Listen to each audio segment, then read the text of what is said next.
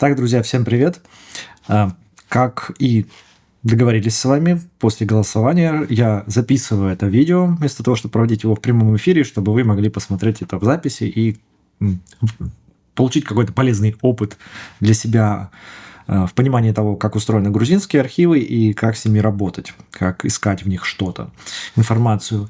Вот, это видео я выложу в записи, и в комментариях вы можете спросить дополнительные вопросы, уточняющие, я там отвечу вам, если что-то будет более развернутое, или у вас будут какие-то конкретные ваши примеры, которые вы хотели бы разобрать, там, не знаю, дедушку найти, например, по грузинским архивам, пишите и отдельно разберем. Может, даже сделаю отдельное видео, в котором вот сделаю разбор как раз ваших кейсов. А сейчас хочу рассказать в целом, как устроены грузинские архивы, потому что очень часто возникают вопросы по ним, и я вижу по вопросам, что люди плохо понимают часто, как это все устроено здесь. Поэтому по порядку отвечу на самые такие базовые вопросы, которые чаще всего возникают. Итак, что такое грузинские архивы в целом? Есть центральный архив, да, он называется Национальный исторический архив Грузии, находится в Тбилиси. Вот, и к этому архиву относятся данные, которые, значит, скажем так, между серединой XVIII века, очень редко, большая часть начинается в XIX веке, и заканчивается этот архив делами 1921 года. И в этом же здании, в этом же архиве находится второй архив, то есть это исторический у нас, а второй называется архив современной истории. Все это вместе в советское время называлось ЦИАГ, Центральный исторический архив Грузии, поэтому часто вот в старых документах вы можете увидеть такое сокращение. И вот второй вот этот архив новейший или современной истории, это по сути то же самое, просто там дела после 21 года начинаются. То есть это уже советский период и современность. По сути дела, просто это один архив, просто он разделен на две части, находится в одном и том же здании, там один и тот же зал читальный, просто стойки с разных сторон. Вот. Разница между ними еще в том, как устроены описи этих архивов, потому что если вы зайдете на сайт Национального исторического архива, то вы увидите там в поиске, во вкладке поиска, значит, и по тому, и по второму дела, но архив уже новейшей истории, он преимущественно грузинский. Там описи все на грузинском, в отличие от исторического архива, где сами описи, в отличие от поисковика, они на русском языке, поэтому их можно в PDF-ке такие открывать и смотреть. Они составлены были в советское время. Вот. А в новейшей истории, в советском периоде, надо уже знать, конечно, грузинский чаще всего. Даже чтобы произвести поиск дел по описям. Вот.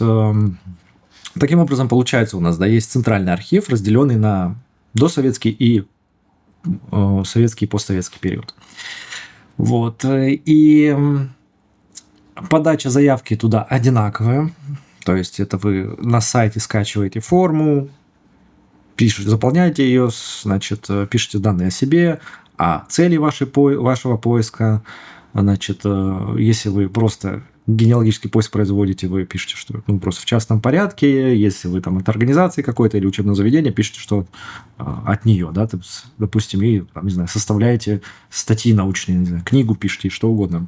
То есть, вот это все вы прописываете, подаете электронно по почте, которая на сайте, либо лично вот в стойке регистрации, и по закону 5 дней, а так в среднем до месяца можно ждать согласования вашей заявки. Для иностранцев это 3 месяца допуск, для местных жителей год допуск выдается. Это все можно просто продлять периодически. Каждый раз подавая новые заявки. Итак, это вот в целом, как это устроено. Да, тут еще я не сказал очень важный момент, что архивы Грузии не исполняют запросы на поиск. У них нет вообще в принципе функции поиска за деньги. Поэтому все ваши попытки писать на почту, пожалуйста, вот за плату проведите мне поиск, вот это, они останутся без ответа. Это без вариантов.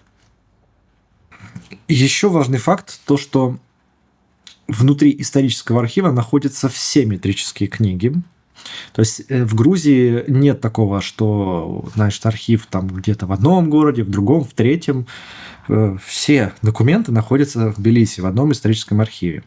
Исключение составляют Аджария, потому что в Батуми существует собственный аджарский исторический архив, поскольку там, скажем, в Российскую империю Аджария попал довольно поздно, то есть там исторический момент там всего 30 лет, с 1870-х до 1920-х, начала 20-х. А дальше идет советская история, и он больше такой вот про советские документы, конечно. Вот. И есть еще в Кутаиси архив, в котором некоторое количество дел хранится. Они относятся к Западной Грузии, но там их немного. Это в основном судебные дела, какие-нибудь нотариальные дела, что там, какие-то детали управления и церковный большой фонд, огромный церковный фонд. Есть там и описи местные 1873 года, 1840 самые ранние. Описи прямо по семейных списках по селениям. Это вот в Кутаиси. Но метрических книг там тоже нет. Метрические книги исключительно все в Тбилиси. Вот. И вот такие два исключения. То есть подать заявку и в Батуми, и в Кутаиси можно точно так же из Тбилиси. То есть не надо никуда ехать специально, то есть подается в общий архив, потому что это все одна сеть, одно цельное учреждение. И теперь вот мы приходим к вопросам. Да? Вот, например, что чаще всего мы в поисках спрашиваем, да? Допустим, как это чаще всего бывает, ваш родственник, вы хотите узнать о рождении, браке или смерти вашего родственника, произошедшем в советское время. Эта история с заказами, она, во-первых, делается не через архив, а через Министерство юстиции. В советский период у нас ищется через Министерство юстиции. Вы туда едете, подаете заявку, и вам там ищут информацию. Какие есть ограничения? Во-первых, если человек жив, ваш родственник жив еще, то вы не сможете о нем что-то заказать, потому что эти данные защищены законом персональных данных. Такой человек может либо сам за себя заказать, либо вы можете получить от него напрямую доверенность, и он тогда с этой доверенностью прийти и заказать эту информацию, допустим, дубликат свидетельства о рождении, например. Если человек умер, уже то свидетельство о смерти и свидетельство о браке вам, скорее всего, выдадут без подтверждения родства, а вот уже свидетельство о рождении тут зависит от года. Если человек родился до 1935 года, то проблемы не будет. Просто юстиция закажет по вашей заявке поиск этих данных, которые ушли уже в архив. То есть напрямую. И вы получите официальную справку с печатью юстиции. Если же после 1935 года человек родился, то вам придется доказывать родство с этим человеком. Соответственно, у вас на руках должны будут быть заверенные документы, подтверждающие цепочку родства от вас к нему через все свидетельства о рождении, браке, смерти и так далее. Вот, это нужно учитывать обязательно, потому что без этих условий никто здесь вам не выдаст ничего, и здесь, в Грузии, с этим очень строго, никто просто так сказать, по дружбе вам ничего не сделает никогда. Потому что это все карается законом. С персональными данными здесь очень жестко все, и не пытайтесь даже. Вот. Второй момент. Допустим, вы получили какую-то справку из юстиции о рождении, смерти, браке. Вы можете также заказать расширенные сведения, форма 16 или 17, где будет более подробно расписано, где жил человек, например, если есть такие данные, от чего он умер, если справка о смерти, и чем болел, умер, когда это все было составлено. Если по рождению, если по браку, например, то свидетели могут быть указаны, что тоже очень важно для генеалогического поиска и так далее. То есть есть некие расширенные сведения, где может быть, например, еще и адрес проживания человека, и тогда вы можете с этим адресом попробовать пойти отдельно в городской архив в Тбилиси. Если человек, например, в Тбилиси именно родился, вырос.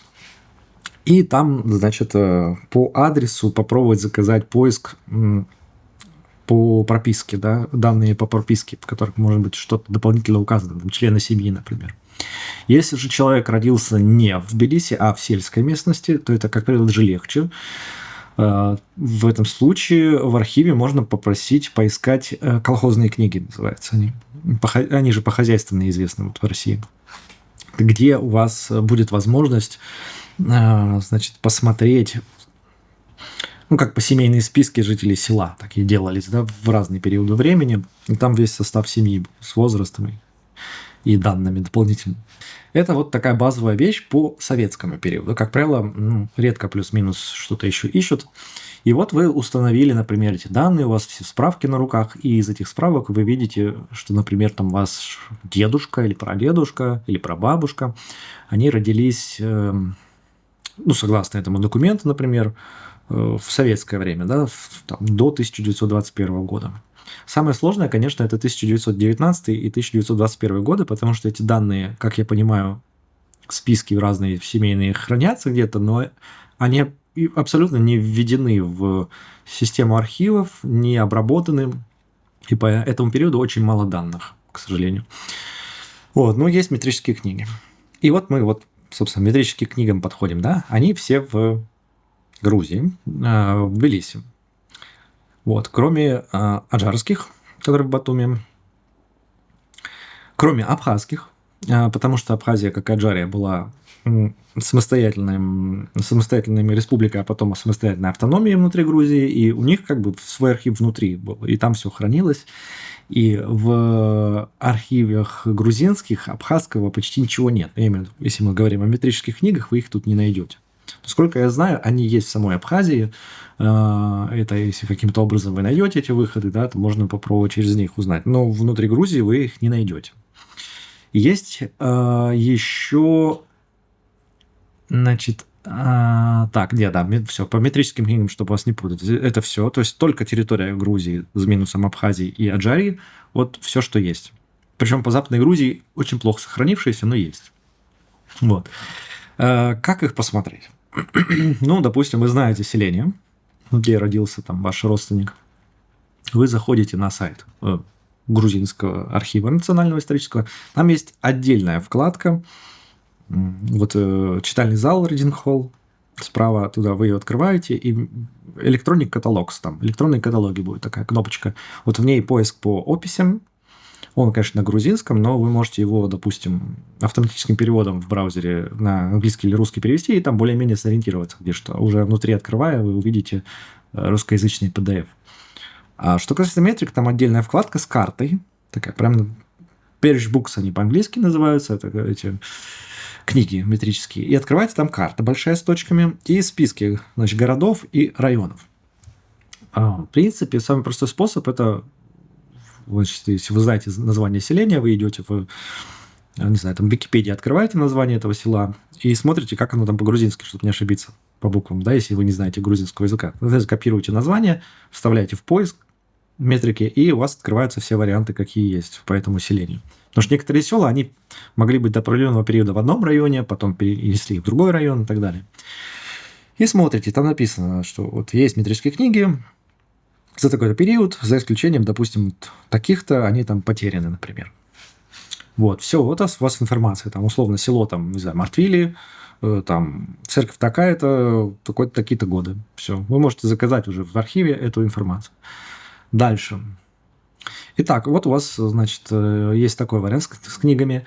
Сложнее, когда это Тбилиси, потому что в Тбилиси было там около 130 духовных вот этих учреждений, в основном церквей, из них половина армянские, половина грузинские примерно. И там одна синагога, собственно, и по ней проще, конечно, и парочка католических и лютеранских храмов, по ним тоже проще. Вот поэтому, если у вас там человек родился здесь, если он в русской церкви крестился, там тоже надо выискивать, выбирать. Там не поймешь вот так вот сходу, какие из них русские. Но их там немного. Полковые церкви разные, там Александро-Невский собор. Их тоже можно найти. Это где-то около десятка таких церквей русских. А все, что грузинско-армянское, тут уже, конечно, сложно. И чтобы там искать, надо предварительно производить какой-то дополнительный поиск по человеку, по отдельным делам, чтобы понять хотя бы примерно, в каком районе он жил, работал, учился. Потому что Тбилиси был разделен на в среднем там 10 участков полицейских, как микрорайоны, да, и понимая, какой это участок, вы можете посмотреть, допустим, какие там церкви были, и сузить поиск таким образом. Так, конечно, вручную перелопачивать все эти данные очень сложно, потому что часто бывают метрики именно городские, тбилисские, большие, в Тифлисе тогда еще были, и они иногда выдаются даже не целиком, а нужно конкретно указывать, значит, Там же как метрика устроена, да, вот есть глава рождения, глава брака и глава смерти. Вот иногда при больших случаях приходится указывать, что вам нужно: рождение или брак, или смерть. Это отдельные книги могут быть. Потому что они их выдают, ну, когда как, белиски уже, они в компьютерах, в читальном зале, да, цифрованные, а значит, какие-то вот районы провинциальные, они могут в бумаге выдаваться, иногда они могут быть повреждены, к сожалению, и не выдадут вам их. Вот, и вот таким образом, ну, допустим, вы поискали, нашли церковь, нашли, значит, селение правильное. Вот вы пришли в архив, вам после заявки выдали разрешение. Иногда могут не сообщать, поэтому лучше прозванивать и спрашивать, да, если долго, ну, много времени прошло, а вам сообщений никаких нет.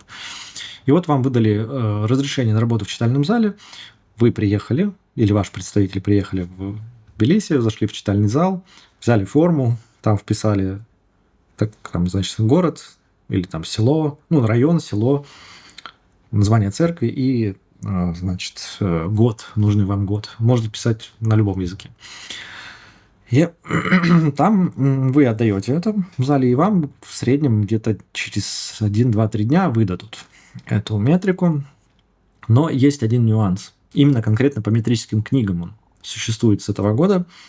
Вот если вы собираетесь искать только метрические книги, то нужно внимательно продумывать район, в котором вы будете искать. Потому что архив сейчас ограничивает поиск районами. Да? То есть, когда вы будете подавать заявку на рассмотрение, на работу в зале, там нужно указывать районы, в которых вы будете искать. Нельзя указать по всей Грузии просто. Сейчас такого уже не работает. Поэтому, если вы укажете какой-то район, а потом окажется, что метрика у вас в другом районе, вам, скорее всего, скажут, что дела мы вам не выдадим, пожалуйста, новую заявку напишите про этот район. Поэтому будьте внимательны здесь. Вот. И вам, значит, в итоге, если вы все правильно сделали, как бы после заказа на второй, как правило, или на третий рабочий день выдадут эти метрические книги, в которых вы будете искать.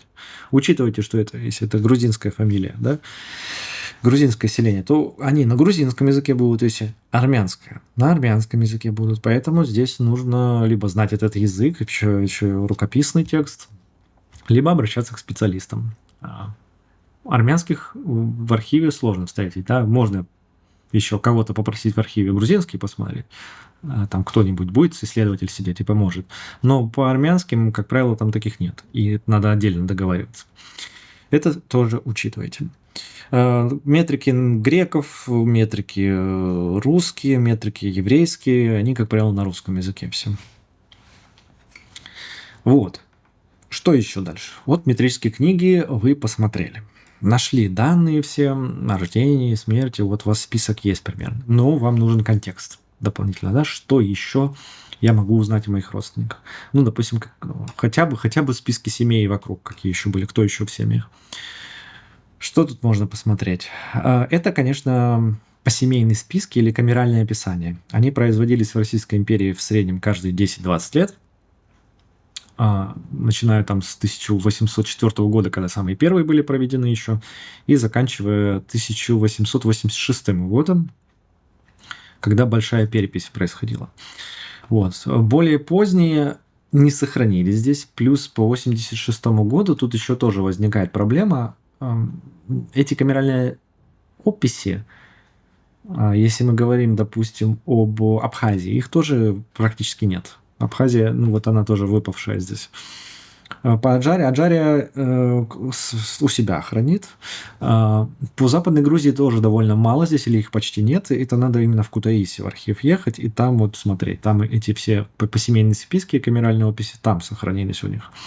Получается, что это в основном только Восточная Грузия. Плюс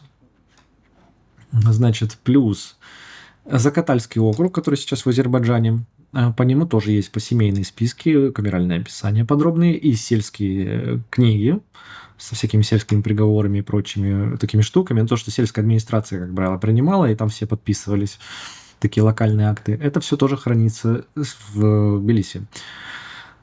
И по ранним периодам, особенно 1804-1840, довольно много осетинских селений, прям ущелий вот этих вот описаны в Угорийском уезде, Но есть нюансы. Часто бывает такое, что из Осетии спрашивают: вот, там мы там где-то прочитали, что есть вот и со стороны Северной Осетии внезапно почему-то описи в Грузии. Э, Описей таких не составляли. Вот все описи, которые здесь есть, они касаются Грузии и вот Закатальский район. То, что мы говорим, это отдельные есть фонды, очень случайные дела, скажем так, да, потому что центр управления находился в Тифлисе, в Российской империи. И когда здесь центральные вот эти власти кавказские какие-то дела рассматривали, иногда эти дела касались каких-то поселенцев. И поэтому они могли включать туда какие-то списки, внутрь дел этих. Например, вот по осетинам есть фонд Осетинской духовной комиссии, которая занималась крещением осетин. Вот. И внутри этого фонда есть несколько списков.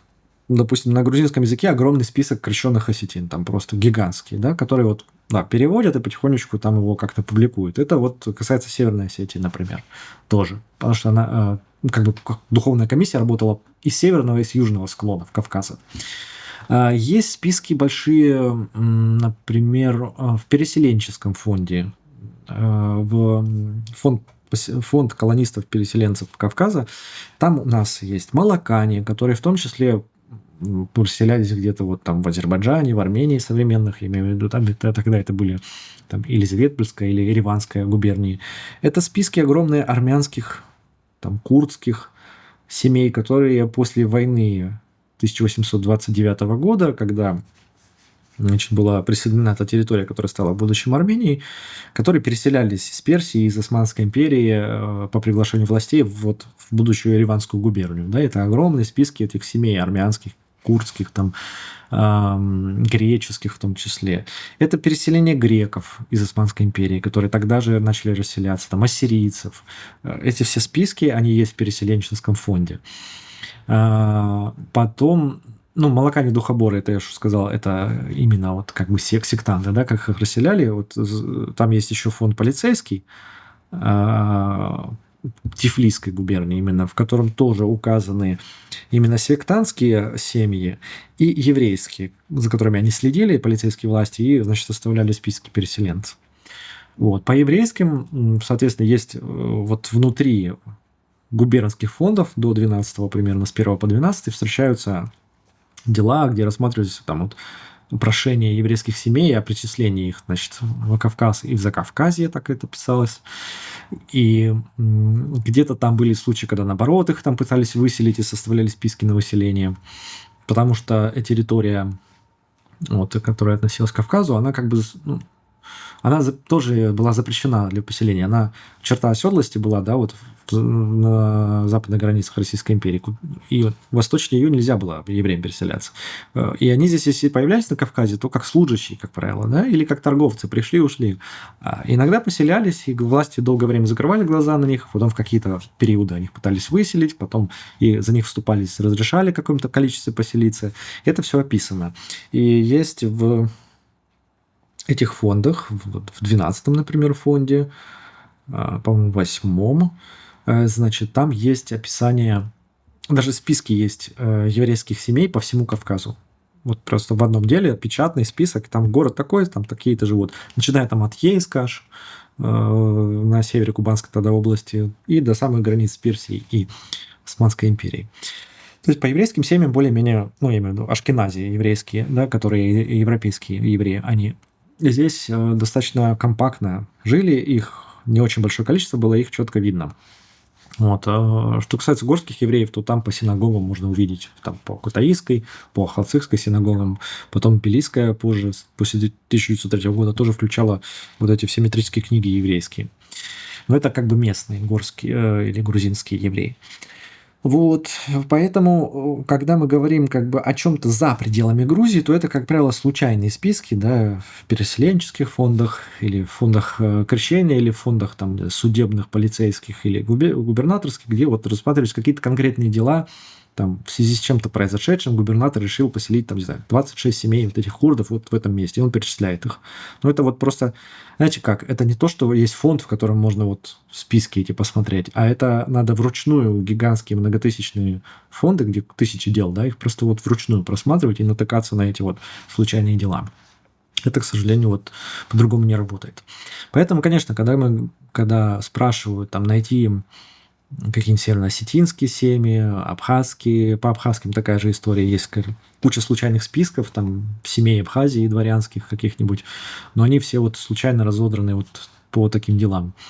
Потом по Карской области часто спрашивают, это вот та губерния, Карская губерния, которая была значит, на юго-западе Кавказа, где сейчас восточный кусочек Турции, Карс, Артвин, Ардаган, вот эти города. Вот, она вместе с Аджарией была, значит, захвачена Российской империей в результате последней войны с Османской империей в 1877 году и была образована вот, значит, вот, ну, как Батуми и Карс присоединены, образованы два таких из них региона. И там была своя администрация, и очень большой вопрос, очень куда все это делать. Потому что какие-то переселенческие случайные дела там есть, но вот именно списки посемейные, там, допустим, метрические книги, где они, никто не знает, на самом деле. Это скорее искать в центральных архивах России надо, где-нибудь в Москве дубликаты, чем здесь. Вот такая вот, в общем, картина. Получается, что если внутри Грузии у вас, скажем, внутри границ Грузии, конкретно именно западной или восточной, за исключением Аджарии и Абхазии, если вот ваши предки жили, то, скорее всего, вы найдете их. Служащие они были русские, или именно грузинские семьи, или армянские семьи, неважно. Как правило, эти все документы здесь есть, и вот по ним можно производить поиск. Если что-то за пределами, то это на удачу, если что-то вдруг попадется, но по большому счету, конечно же, нет. Вот, поэтому это тоже нужно учитывать. Что можно еще добавить? То, что внутри читального зала в целом проблемы не составляет знание языка. Там на английском в основном, конечно, общаются, но и на русском тоже можно. Там часть сотрудников и на русском языке общается, поэтому коммуникацию настроить небольшая проблема. Вот. Что касается... да. И очень важное правило работы в читальном зале, там нельзя фотографировать, за это вас сразу накажут. Тут нельзя ни с экрана сфотографировать, ни уж тем более с бумажки, с дела, потому что сразу же вас предупредят, что не надо так делать. Вот. Архив работает каким образом? Если вы что-то нашли, неважно, внутри компьютера или в бумажном деле, то вы должны заказать сканы этого дела, если вам нужно. И это делается там отдельный лист, вы заполняете его, соответственно, платите картой. Это нужно грузинскую банковскую карту иметь, либо вам выдадут такой квиток, с которым нужно будет пойти в банк оплачивать. Значит, оплачивается это с расчета 4 лари за страницу. Это если 19 век. Именно страницу запомните, не лист целый. Потому что некоторые думают, вот лист, он в развертке, да, вот значит, за него. Нет, сторона листа. Одна. 4 лари. И если это 20 век, то это 1 лари. И редко бывает, что если там понадобится вдруг 18 век, как правило, таких генеалогических документов там нет в этот период. Вдруг понадобится, там 6 лари. Стоит одна страница, и получить можно скидку в 50%, если вы учитесь где-то, неважно, студент, либо вы сотрудник какого-то образовательного учреждения. Тогда любую справку нужно принести, что вы как-то относитесь к какому-то образовательному учреждению, любому, в любой точке мира, и вам тогда дадут скидку. Вот. И, как правило, такие сканы, они присылают на электронную почту буквально там на следующий день или через 2-3 дня максимум рабочих, или могут на флешку вам скинуть. Вот. Это внутри зала. Это внутри зала такая работа, так устроена. Вот. Из дополнительного, что еще можно попробовать в поисках, что помогает? Конечно же, национальная библиотека грузинская, где хранятся книги, где хранятся газеты, что самое главное, периодика 19-20 века. И эти газеты, как правило, очень хорошо оцифрованы, поэтому если вы зайдете на сайт Национальной библиотеки, зайдете там в такую вкладку Iveria, Search, это вот поиск именно. Там не очень сложная схема, то можно перевести на английский, например. И там, если ввести данные внимательно, и вот эта пустая форма, допустим, вы вводите в поиск что-то, фамилию, например, да, и дальше он показывает, что нашел, и дальше фильтры. Вы можете справа внизу выбирать там, то есть вам нужны только газеты, нажимаете на газеты, потом там открываются десятилетия, там, по которым они есть, там, да, вы выбираете, не знаю, например, 1880-е годы, и там прям уже по конкретным годам, 81, 82, 83 и так далее, и так далее, то есть фильтруется вплоть до одного года, открывается список документов, вот они, как правило, цифрованы очень хорошо, и в PDF прикреплены, если это газета, да, и вы там выбираете газету нужную, нажимаете PDF, у вас открывается PDF, и он уже оцифрован. Если он вам по поиску по фамилии дал эту газету, скорее всего, эта фамилия не упоминается. Соответственно, вы в PDF-ке открыты, там, Ctrl-F нажимаете поиск по тексту, да, и вбиваете фамилию, и увидите где-то в тексте, где она встречается. Это часто помогает очень сильно расширить контекст, да, когда не знаю, условно, ваш предок, которого вы ищете, или там группа предков, они там что-то продавали, что-то покупали, с кем-то судились, не знаю, где-то выступали, где-то учились. То есть вот очень много вот этого всего в повседневной жизни, оно там в газетах сохраняется, как правило, если семья жила и проявляла себя активно.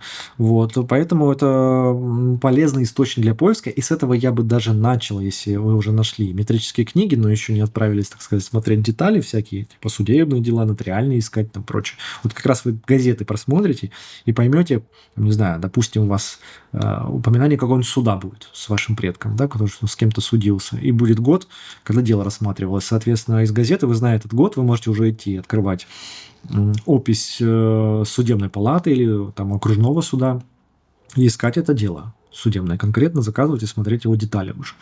Вот. Или там происшествие какое-нибудь случилось, вы там полицейский фонд посмотрите.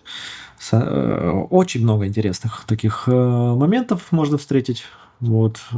Поэтому вот я рекомендую именно газеты всегда просматривать параллельно. Тем более это все можно сделать в любое время онлайн.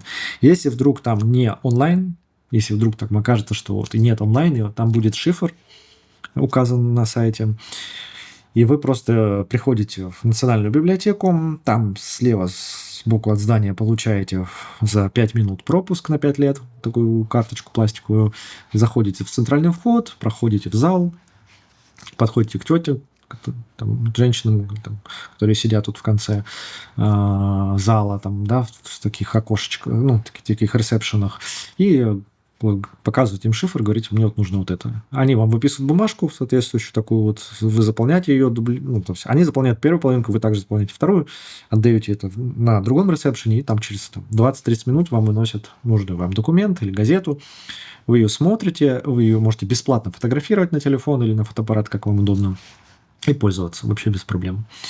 Вот это вот про Национальную библиотеку, и для очень таких редких случаев, когда у человека есть возможности и желание копнуть сильно глубоко в прошлое, если это чаще всего именно Грузии именно касается, то есть еще институт манускриптов, вот, в котором хранятся, собственно, вот, старинные книги, манускрипты, разные царские дела, связанные там с судебными спорами, наследством, недвижимостью и так далее, они все на грузинском языке, потому что они до имперского времени, до того, как Российская империя пришла, то есть до 19 века. И там, конечно, без грузинского языка будет крайне сложно, потому что фондов на русском там почти нет, и они вам, те, которые на русском, там не помогут. Там какие-то личные переписки разных чиновников, в основном, и все. А вот такие вот частные дела на грузинском у них есть. Вот. Если у вас есть специалист, или вы сами самостоятельно читаете на грузинском, то вы можете прийти, да, заказывать дела, там несколько сложный поиск, ну, получить допуск очень быстро, можно прям сразу же прийти в читальный зал, заказать, ну, посмотреть описи, заказать дела на следующий день. Просто нужно будет просмотреть довольно большое количество довольно старых книг, потому что там все очень устаревший фонд, там какие-то 60-х годов описи старые, такие советские. Вы их открываете и по ним прям смотрите списки дел, выбираете их для просмотра будущего. Вот. В целом, вот такой весь спектр сказать, возможности есть в Грузии по генеалогическим поискам. Вот. Думаю, что больше здесь я ничего не добавлю, но если я что-то упустил, вы можете написать в комментариях, спросить, и я вам отвечу, если это будет такая более сложная, да, история такая, где нужно будет развернутый ответ дать. Даже, я думаю, соберем несколько таких комментариев, я еще одно видео запишу с развернутыми пояснениями, да, к некоторым поискам, к некоторым деталям поисков, с которыми можно столкнуться в Грузии. А пока, кажется, это все. Тема, конечно, сложная и, может быть, немножко сумбурная, поэтому здесь, да, наверное, я надеюсь, что вы зададите дополнительные вопросы, где было что-то непонятное, да, потому что как бы сложно иногда объять вот эту всю историю так, чтобы не перескакивать с одного пункта на другой. Вот, поэтому пишите комментарии, делитесь с друзьями этим видео обязательно, потому что, я думаю, у многих возникнут вопросы о том, как, собственно, да, работать в грузинских архивах. И, будем еще обсуждать эту тему в следующих эфирах и комментариях. Всем хорошего дня и хороших поисков. Пока.